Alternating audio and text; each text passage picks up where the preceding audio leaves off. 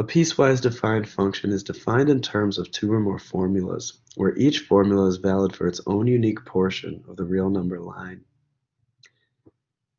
Here, from 0 to 2, the output of our function will be a constant 4, but for anything that's 2 or beyond, we want the formula negative t minus 2 squared plus 4. So an easy way to get started with graphing a piecewise defined function is to just make a table of inputs and outputs.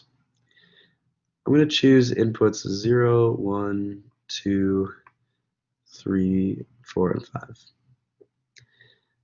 Now, interestingly, if I use an input of 0, I do notice that my 4 is the upper function is only going to be used from t's between 0 and 2, but not including 0 and 2.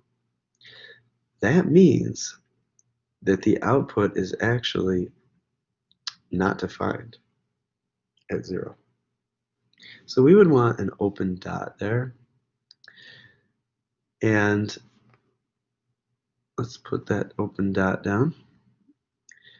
At 1, the value of the function is going to be 4. And it's going to stay 4 all the way until we get to 2. Now what happens at 2? Well, we're going to switch formulas. We're going to use the lower formula now. Anytime t is equal to 2 or greater, we want to use this. Negative t minus 2 squared plus 4. Now that happens to also be 4, so it looks like we're going to start with a closed dot here. And let's see where we go after that. Plug in a 3.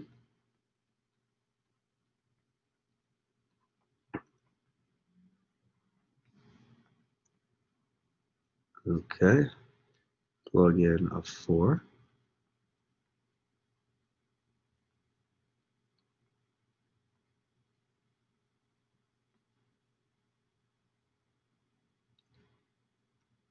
And a 5.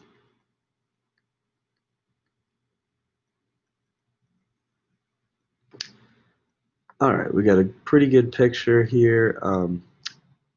Obviously, our second function is parabolic in nature, so we're just going to want to connect those. Okay, great. Now, can we find the limit of our function as t approaches 2?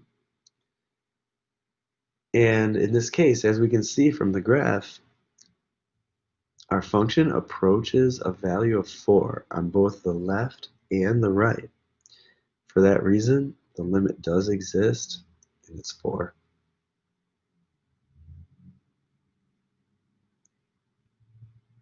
Now, let's take a look at this piecewise defined function on the bottom. There are 3 different formulas that the function follows for different intervals. And let's look at this definition here. It says, if the limit of f of x as x approaches a from the left and the limit as x approaches a from the right side are not equal, then we have to say that the limit of f of x as x approaches a doesn't exist. So let's see where that might happen here. First, we'll find the value of f of 1. So which formula should it follow? Should it follow the x squared formula, or the 3 formula, or the x formula? Well, we want to use x squared here because we will use x squared whenever x is 1 or less.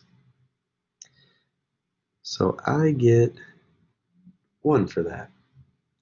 We could also see it from the graph because there's a solid dot here and an open dot above.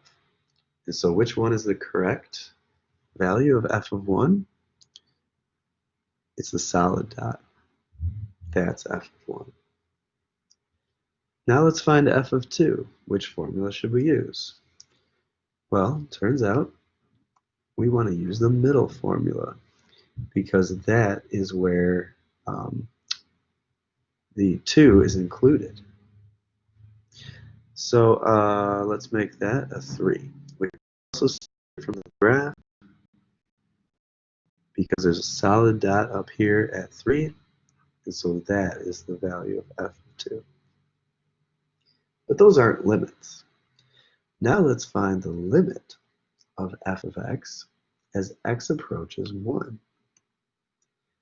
Now what we see there is that our function approaches one value from the left, like it heads toward a value of 1.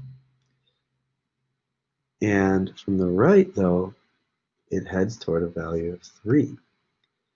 So, since the limit of f of x as x approaches 1 on the left side is 1, and the limit of f of x as x approaches 1 on the right side is 3. The fact that those two limits do not agree means that the overall limit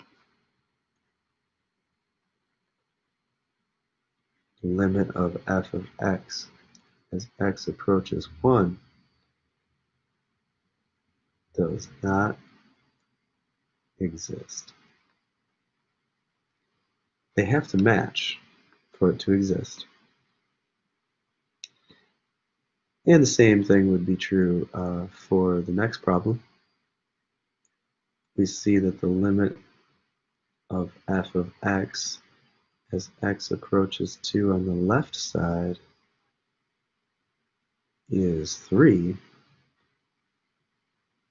but the limit of f of x as x approaches 2 on the positive, or the right side, is 2. They don't agree, so that means the overall limit as x approaches 2 does not exist.